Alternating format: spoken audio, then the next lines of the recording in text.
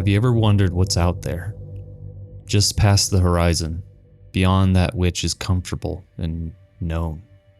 Have you ever wondered what you might see? What you might experience? Have you ever wondered what might be out there?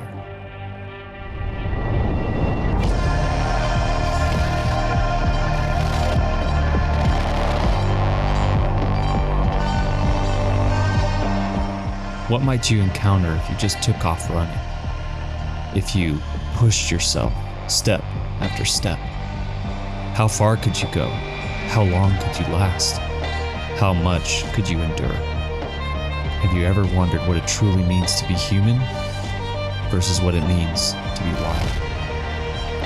Human history is built on the stories of those who have asked these very questions and those who have pushed themselves to see, do, and achieve the unimaginable. The heroes who have overcome villains, the athletes who have bested their own limitations, and the people who have conquered their minds and bodies to do inconceivable things. These are the stories that drive humanity forward. It is our ability to push, to endure, to overcome that keeps us moving forward. Ever progressing, ever chasing, ever running toward a new horizon. Humans have never stopped. We've been endlessly wild, endlessly chasing, endlessly growing. This is the story of those who choose to do the incredible, the challenging, and the seemingly impossible.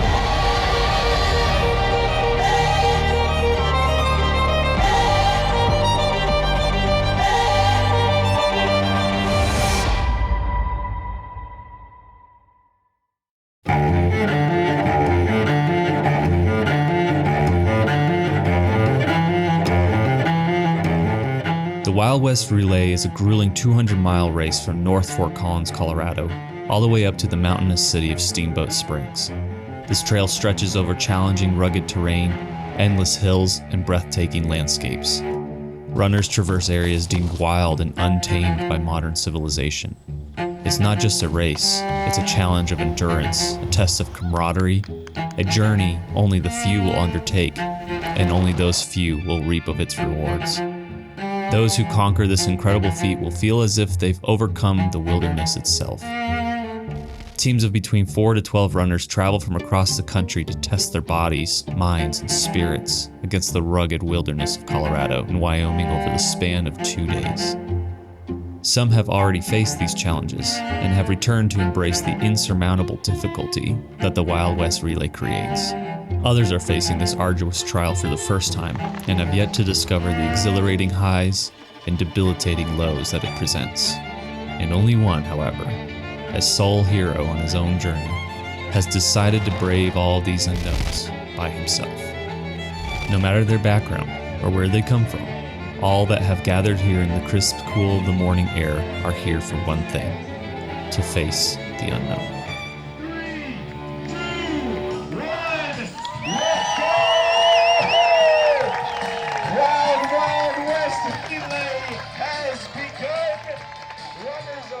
Three, two, one, let's hear you again, let's go! Oh, you guys are starting. So we are at the Wild West Relay. It starts in Fort Collins, Colorado, runs 200 miles all the way to Steamboat Springs. It climbs mountain passes, Deadman's Pass, Rabbit Ears Pass. It's beautiful, stunning views. This is our 21st year of this race. Our second year race directing it. It was started by an awesome guy named Paul who kind of handcrafted this course. So it's very authentic to Colorado, always been locally owned. And this year we have 41 teams out there. Actually, we have 40 teams out there, from 3 all the way up to 12 people per team. And then we have one solo runner doing it by himself. And he's actually 100 miles into the course right now. Party going, do you have anything to say, maybe? All right, here we go. For everyone watching, help me count them down. We're going to go from 10 seconds starting right now in 10, 9, help me out, 8, 7, 6, 5, 4, 3, 2, 1. Let's go, Wild West Relay! Percussion, there we go. Starting things here at 5:15 a.m. Group is off and running. 6, 5, 4, 3, 2, 1. Team Wild West Relay.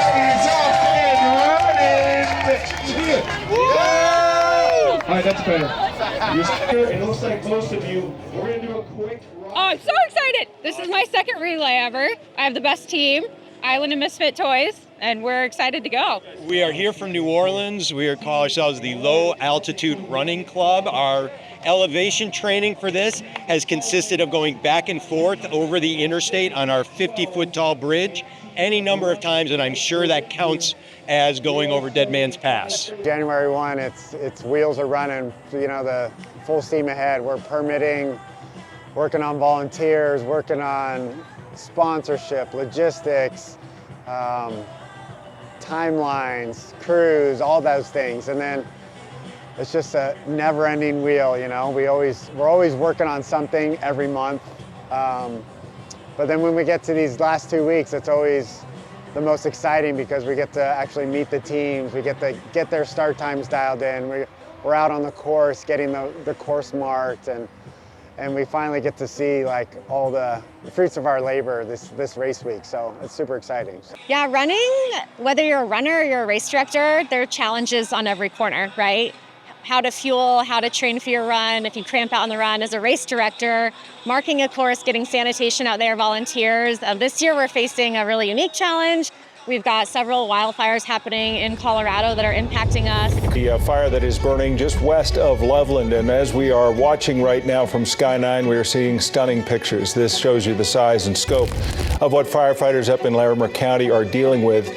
The latest estimate on the size of this fire came in from the U.S. Forest Service, and they had flown over it themselves, and they had taken an earlier projection of nearly 800 acres down to 247. But we're also seeing a lot of activity and a lot of movement, and that's what has people concerned, and that is why there are evacuations. This fire is burning. Temperatures have been very hot, hotter than usual, and we've had a lot of direct sunlight over the last 3 months. Smoke in the bottom right-hand part of your screen was not there yesterday, so even fire officials have said this fire has been growing in every which way. This fire was 900 acres last night, and first flight this morning it was 1,800 acres. Seeing that sort of fire growth overnight speaks to the dryness of the fuels and the dryness of the atmosphere. Those things combined with wind really lead us into the situation that we see here.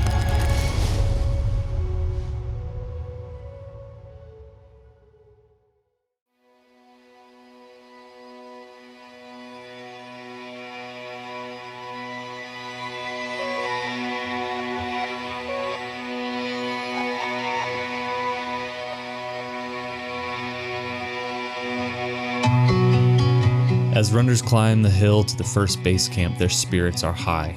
They don't yet fully grasp the challenges that lie ahead, the lack of sleep, the grueling pain, and the sweltering heat. These moments are filled with laughter, play, eating, sleeping, and the realization that the road ahead of them will be tough. The racers understand that what lies before them is no easy task, but only some know the fullness of what is to come. A lot of excitement, a lot of nervousness, kind of just like, what do we get ourselves into? Yes. But I think overall good. Yeah. We're excited to get rolling and get our first one under our belts. Since we've just been hanging, kind of waiting for our race to start, it's been really fun getting to know everybody and just talking and hanging. We're kind of excited to get started, so we're in like a weird limbo phase right now, but it's all good. Yeah, so far just lots of positive energy. We're excited to be here and ready to see what happens next. All right, I want to start here with No Melissa. As you know, obviously. Next to that is kind of like a slightly less haunting, more friendly gnome. We want to have some fun for the family as well, obviously. As you continue down here, you'll see Noam Chomsky. Now, this isn't a political statement, but this van does have a message, and we think that that's really important to us out here today. You know, like, don't just be about gnomes. Be about gnomes, but also be about the mission. Gnome is where the heart is. That's something that we've really, that's always meant a lot to us, and that's why we coupled it with this beautiful gnome family. There's 6 of us in the van, and I think that all of us are represented by these beautiful gnome creatures that you see here. And then we'll finish up on this side. This is where our gnome kill's going. We don't have any yet because we haven't started running, but we'll get there soon. And yeah, thanks for taking a tour. Yeah, my name is Eric Moon. I work for Nutrient Ag Solutions, and we have 2 teams here this weekend raising money for the Matthews House. As of Tuesday, we have raised $38,000 for just this year, and I think our 7-year is a little over 400,000. Didn't know anything about the Matthews House until we started doing this in 2018. Learned about them then and just became really passionate for all the work they do and the fact that they're breaking the cycle of poverty. And they really look at the root cause of things. So they don't just, they don't just pay your utility bill for the month or anything like that. They try and give people skills and life lessons so they can actually get themselves out of where they are and then progress. We are here as a team of kidney donors and kidney recipients. So we have running, we have 7 donors and 5 recipients, and then we have 2 drivers that are also kidney donors. So we're just here to try to raise awareness, both for donating, that you can donate and it doesn't impact your lifestyle and you can still go on to do really hard things, and also for recipients that they were at one point dependent on a machine to survive, and now after transplant, they're out here running the Rockies and, have a completely different lifestyle thanks to a kidney donor. How you guys doing? Good. Good. Having fun? Yeah. Staying cool? Trying to. You run Tenacity? Well, there's a little bit. It's our marathon. Oh, okay. So Kevin, this is an easy day. What's happening? Easy day for you today? I have to be in a van with most of these ones, so it's not easy. Emotionally, it's going to be a difficult day. Physically fun. Running wise. Are you guys friends or co-workers? Co-workers and friends. We'll see after the whole thing. Okay. That's true. You're waiting on your next meal or something? Yeah, something like. Should be coming in like 10 minutes, next 10 minutes. Nice. That is cool. Okay. There's Hoist over in the ambulance. Coming in. Did get any yet? Stay hydrated. Electrolytes. Hoist? Hoist, yeah, it's an electrolyte drink. Yeah, I'll go get that. Yeah, it's in the tank and in the podcasting van. Oh, right over here? Okay. Yep. Grab some. Thank you. For sure. Yeah, you're welcome. You guys will see you after. Have fun. Yeah. Interview them about where they were. So Steven is running this solo. He's been out there since last night. No, he's been out there since Wednesday night at 6 p.m. He is 120 miles.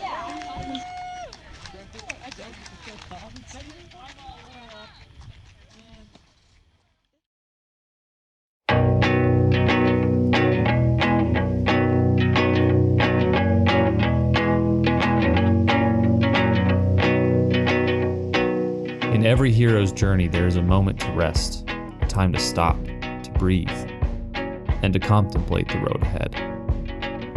Our runners find this moment at the chapel in Red Feather, Colorado. It's a brief pause to gather the strength they'll need to continue.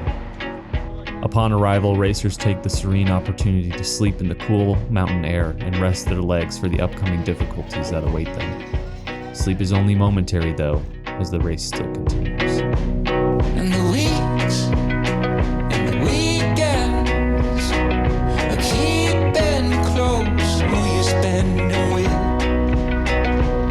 And in time, what you find is the time is who you spend it with. Joy is who you share it with. So this part of the relay, this is really where the reality of what a relay race starts to set in, because everyone's starting their second leg of the race. Ultra teams have been running their second leg. For our standard teams, this is the second leg. It's the second time you've gotten up for a run today. Most runners only run one time in a day. So this is the second time you're getting sweaty, you're getting to have to exercise. You've had probably no sleep yet because the adrenaline is high. You're trying to eat and change clothes in the van. And also at this point, you're getting a little cozy with your teammates. So you've had to figure out logistics of how you all get along, how you navigate the van, who's getting to rest, who's having to drive. And this is where we kind of start to see some of those interesting team dynamics. And we also get to start to see the magic of teamwork come in, because we might have some runners start to really have a hard time with altitude, time of day, they're sleep deprived, and it just becomes challenging. And so, yeah, it's really hard, but I think more than anything, we see a lot of teamwork and perseverance come through in this next section of the course. We got a good freight group here, but it's an easy trek for us from Denver and North Denver area. But it's kind of cool. I guess I didn't realize it was going to be such a national thing that people showing up here. So that's been kind of cool too, and yeah, kind of fun to see where everybody's from. We're looking forward to some of the night running. looking forward to dinner at Woods Landing for sure.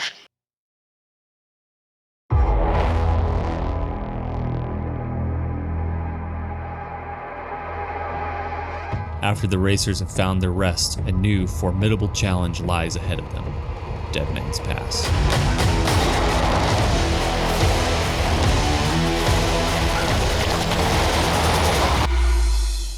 With a steep elevation gain over 4 miles, this test of endurance will push even the most elite runners to their utmost limits. The ascent is difficult enough, but the descent with its sharp decline is even more challenging. Only the strongest runners will tackle the pass, and only the strongest of them will top the hill first. Those who make it to the top are greeted by one of Colorado's most beautiful landscapes. They welcome peace after a harsh storm.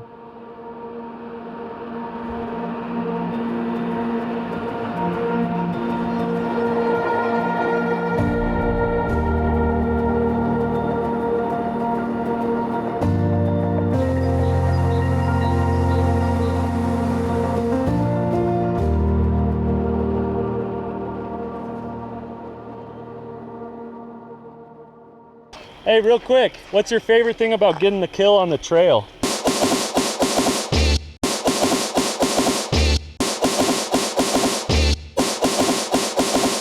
What's your favorite thing about getting the kill? Saying good job and then making them eat my dust. No, I'm just kidding. What's your favorite part about getting the kill on the trail? It just makes me feel really good, especially when it's like an older guy. I'm like, oh yeah, I'm beating you. Well, you did great. And it sounds like you maybe got a kill on your way up. I got a kill on my way up, and then that girl, wherever she went, we were running side by side, and then she killed me. And then, yeah, we hit the downhill for the last 2 miles. I was running about 7:30 pace. She was nowhere to be seen, so she must have hit like 5:45, 6 or something like that, and just laser beam out of here. So you're going to try and find her tomorrow and just take her out, huh? Absolutely. Pass, gap, and bury. That's a favorite thing about a kill. Kill or be killed, dude. I love it. I love it. Dude, I just heard you got 8 kills. What's your favorite thing about getting the kill? I don't have a favorite thing. It's a little ego boost, temporarily, but when I'm done, I'm like, oh, it doesn't matter. Oh, it totally matters. I wouldn't really know, but thank you for assuming that I would. So what's your favorite thing about getting killed on the trail? Just cheering on these faster runners. Yeah. Right? Well, everybody else is killing it, so there you go. I love it. All right, everybody, real quick, what's your favorite thing about getting the kill on the trail?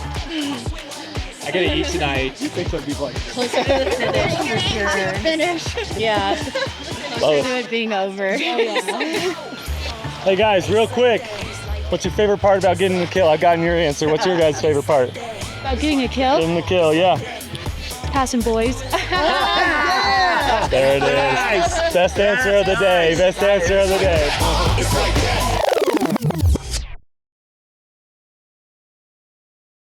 Beyond the tree line awaits the journey down the mountain. Descending the pass, runners enter the picturesque landscape near the Wyoming border, a territory few journey to. It's an almost untouched part of the world, teeming with life and beauty, yet devoid of human influence. Running here brings a mix of peace, joy, and a desolate fear of the unknown.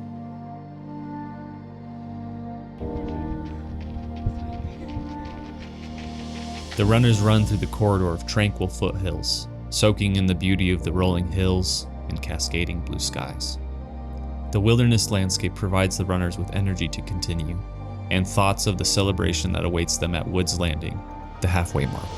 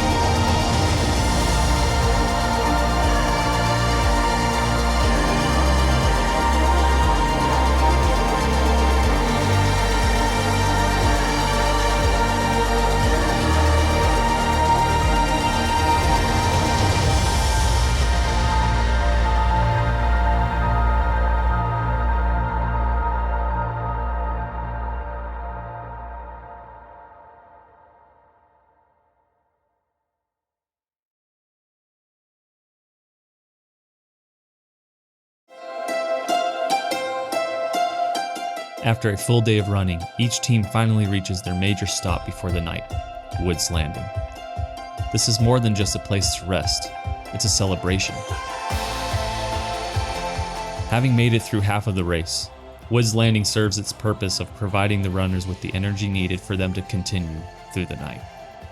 These final moments of camaraderie are cherished before one of the hardest battles, the journey through the night, begins.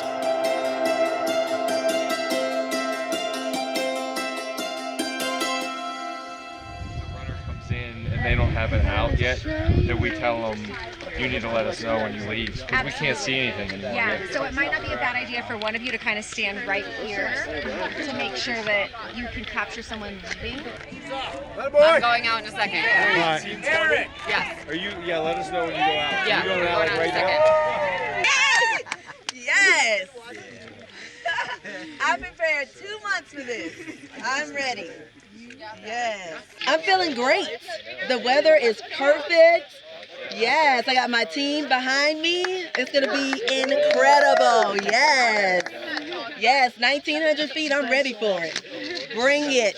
39. Yes, let me. There's 3 Katies coming in? Oh, right. Get me the project.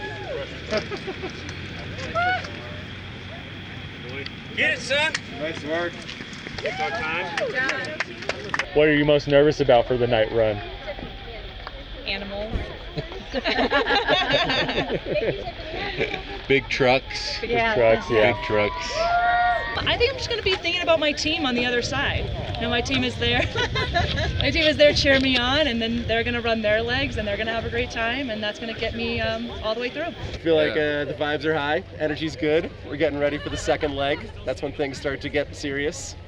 It's easy to do the first leg, right? Like 5 miles and you're feeling okay. It's when you have to get up and start going again that things start to get a little gnarly. It's the fun part. Well, the first leg was just a short one. It was 3.6, so I really kind of, I got off easy at the beginning, although it was really, really hot. So now this is going to be a long, hard climb. So I'm like, all right, time to buckle down to something. And then I've got my pasta dinner saved in a box in the van so I can have it after. Hey! Good to see you all! Do you enjoy the evening run? I love it. There is nothing better after running up the hills in the heat and everything during the day than having your long run at night. Stars out. Tonight there's actually a breeze blowing. It's amazing. It's probably one of my favorite runs on these relays. This leg especially gets really, really dark because there's no light from anywhere. So on a clear night tonight, you can see the stars really, really well. So I'll shut my headlight off for a little bit and just kind of zone out and look at the sky for a while. So it's a pretty cool run.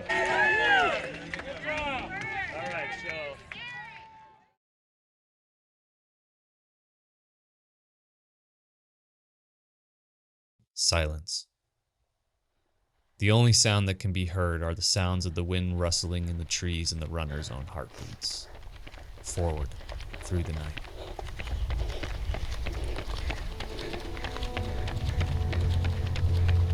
Run until the sun breaks. These are the thoughts running through these athletes' minds as they run away from wilderness itself.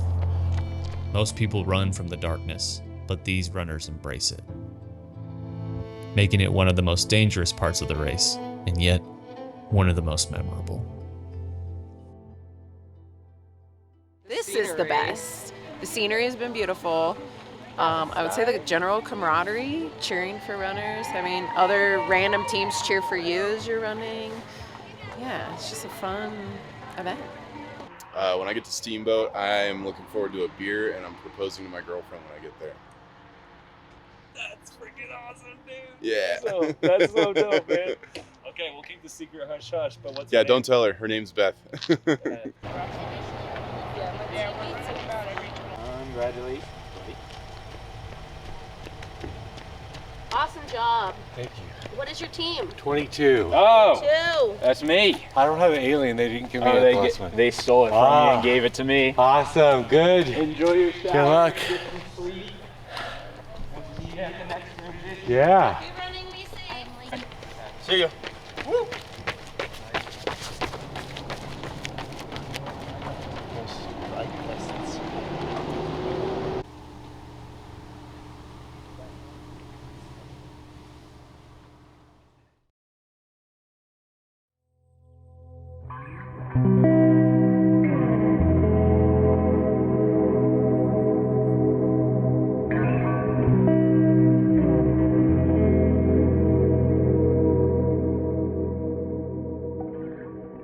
Dawn breaks over the trail, signaling a new day and a new set of challenges.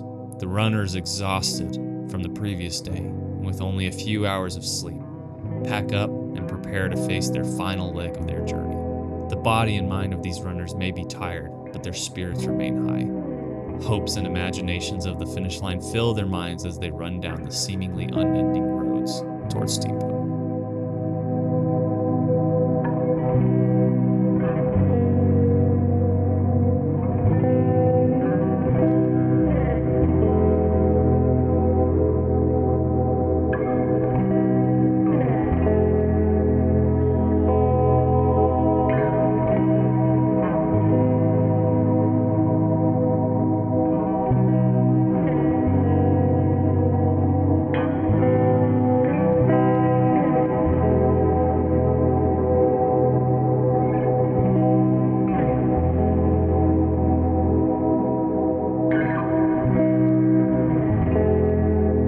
It was peaceful. Yeah. I mean, the no headphones thing, I'm adjusting to it, but yeah, it was peaceful. And again, with the stars and the quiet, and you couldn't really see a runner ahead of you or behind you. It was amazing.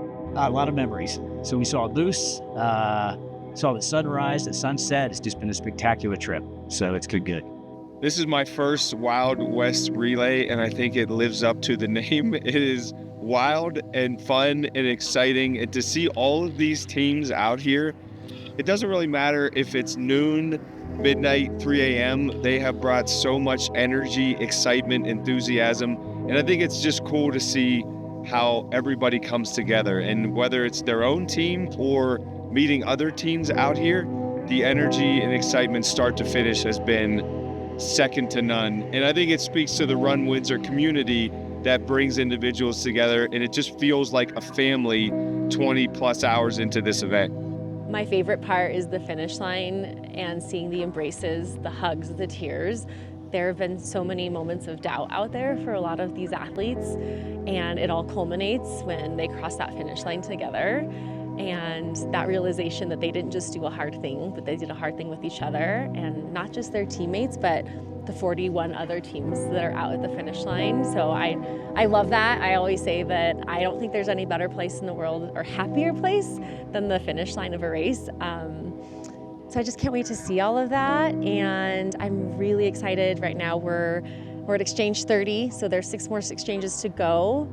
We're going to cruise on down the road. Our good friend Stephen Castle is probably around a mile 180 right now. And so we're gonna go find him. He's on that solo journey, and he's looking to finish hopefully around 10:30 a.m. this morning.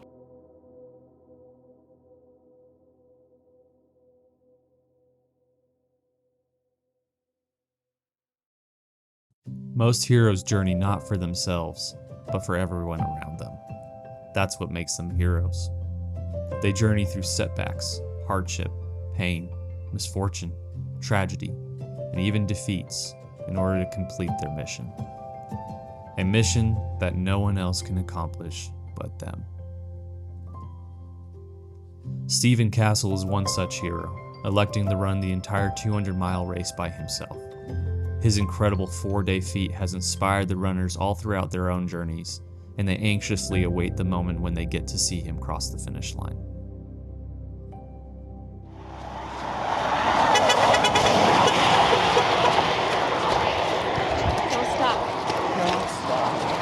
Good to see you. Cheers. Thank you for making me cry the last time. So cheers. Oh my gosh, I hope you must cheers. Hey, thank you for your sacrifice. Let's make something like this possible. This is not a sacrifice, my friend. This is an honor and a privilege. I know I hear what you go through to make something like this possible. Just thank you. Thank you so very much. It is now a memory for a lifetime. So, thank you for facilitating, and I hope it was worth it. The stuff you had to put aside, the hair you had to pull.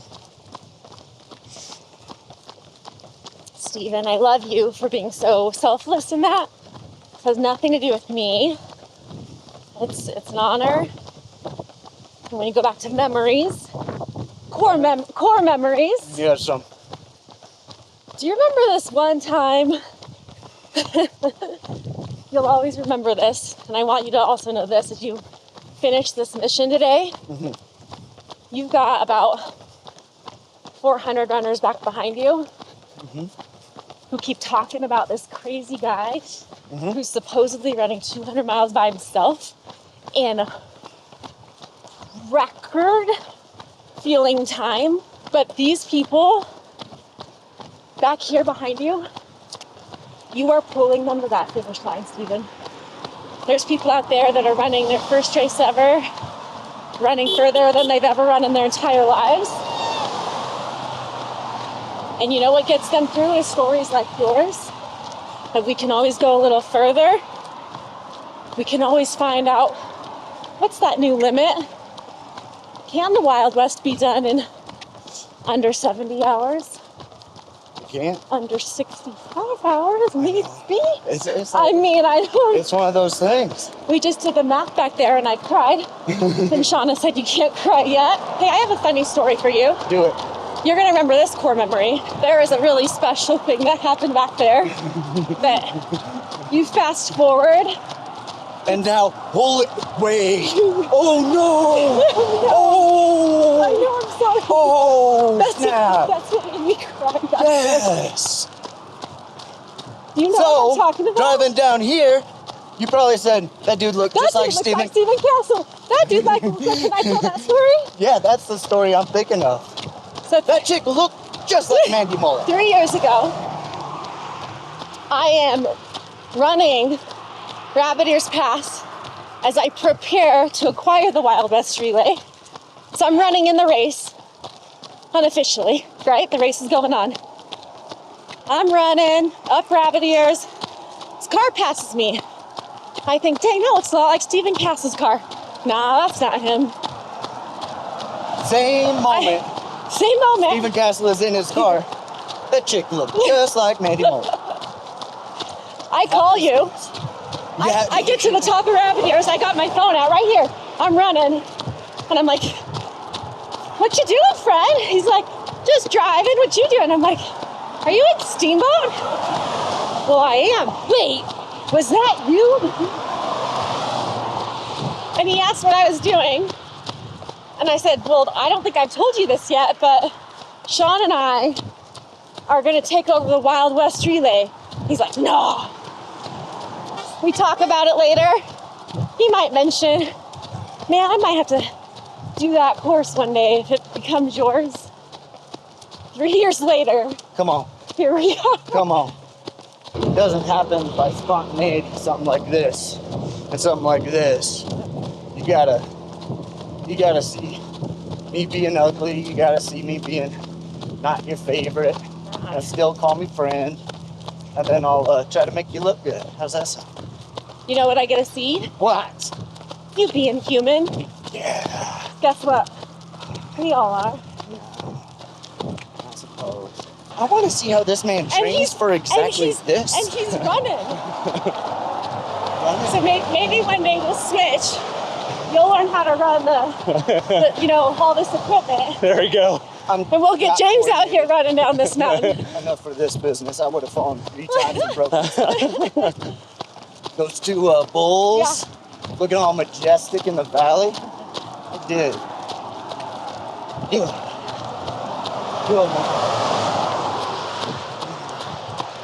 Ooh, it's fun to have to dig deep and focus hard. It's fun. Because you get to. Those feet, those ankles, those legs, those hips, that heart. Your stomach's got to be one incredible masterpiece. It's been building relationship. As the runners approach Steamboat Springs, they are rewarded with stunning mountain views and lush greenery that cascades over endless foothills. Views like these make the whole journey worth the effort, but the race isn't over yet. In the end, there is more to this relay than just the untamed beauty of the Rockies. In the end, there are winners and there are losers. Right now, 2 teams are fighting for the title of champion. He really is. I've lived with, I've known him for, well, on the outside, 37 years, and he really is that humble. He really is. Proud of you. Good job. You guys, crew amazing. Oh, the crew did all the work. Yeah. And people say, oh, you did such a good job raising Stephen. I just loved him a lot. He's made really good choices. He's really got a work ethic that Maybe I made good work. Let's go, Pat. Let's go to battle. Let's go, Pat. We're about to kind of see who might take the lead here. So far, this is it's gonna the be younger exciting. team. Nice, Yeah. nice. So who are you rooting for? Oh, high schoolers all the way. Come on. Yeah, I got to give him that. I saw how competitive these college guys were, and it would just be. I think it'd be really funny to see a bunch of high school, because these guys are probably sitting in the band. They're all getting jacked up, and 17-year-olds passing them by. So it's just. I think that'd be really funny. Yeah, let's go high schoolers. Why not? Give them something to remember the rest of their lives and start off a good journey, or the running journey I love in it. their lives. Looks like the Zoomies are in ahead though. Let's go. Good job, Nadia. What's up, guys? Go, Pat. Finish strong. You guys gotta fix the signage over there. Good work. The arrow pointing the wrong way. Which way?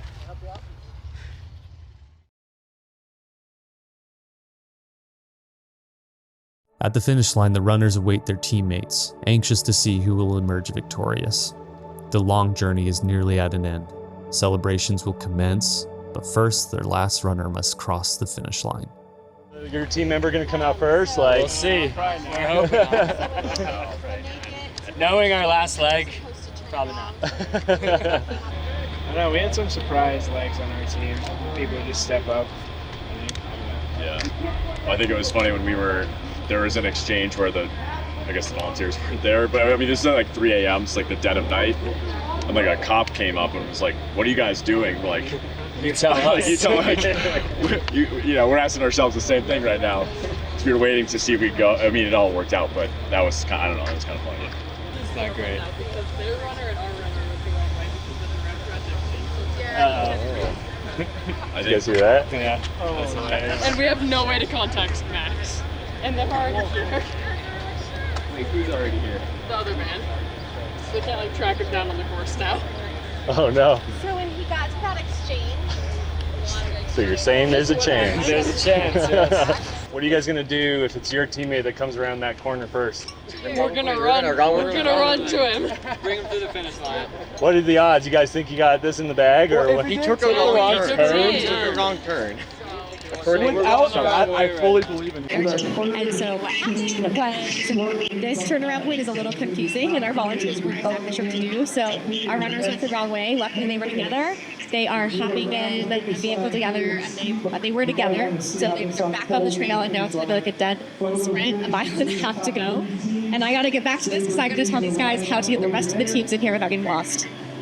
But then, as if to break the silence, the first runner emerges. Leading his high school team from Fort Collins to victory, Max crosses the finish line, and he and his team celebrate their hard-fought first place. Shortly after, Luke crosses the finish line with his team for a well-deserved second place. The two teams celebrate their victories, but as more and more teams arrive to the finish line, their anticipation to see Stephen Castle finish his journey grows even stronger. I'm David Castle. I'm Steven's younger brother. He just ran 200 miles. So proud of him. He's always been a role model. Fantastic guy. I'm just happy to support him for a little bit. He works so hard. He has a great support group that is also inspirational. So I just want to see him, tell him congratulations, give him a hug. He's the man. The anticipation is palpable, and finally, in a triumphant fashion, Stephen crests the hill to finish his 200-mile journey with the help of his family and his friends.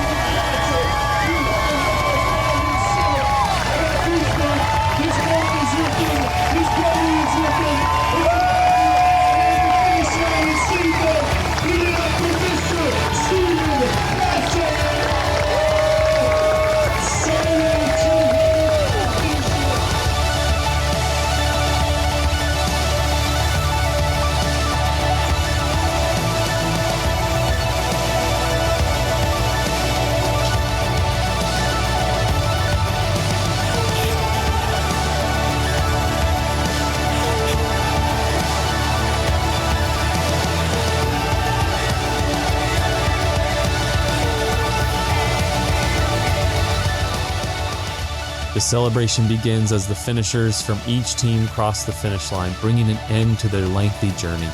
Their victory is met with incredible fatigue and the promise of a well-deserved rest.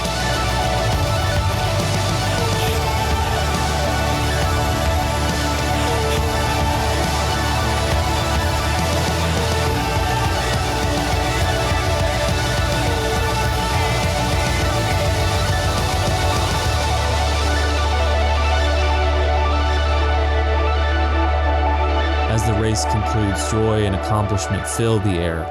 For some, this victory is a once-in-a-lifetime achievement. For others, it's just the beginning. Stephen Castle's solo journey stands out as a marvel, a testament to human endurance and a story that will be told throughout history. This race has forged these runners into being more than just athletes. They've transcended that. They've pushed themselves to incredible limits and discovered that the true victory lies within themselves. They've learned what it means to run endlessly into that unknown, into those places where comfort doesn't exist.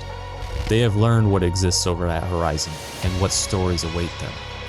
They have learned that there are no limits, no boundaries, and no end to the possibilities, that their mind and their body are theirs to control. They will never be the same, and nor should they be, for they have now learned what it means to run wild.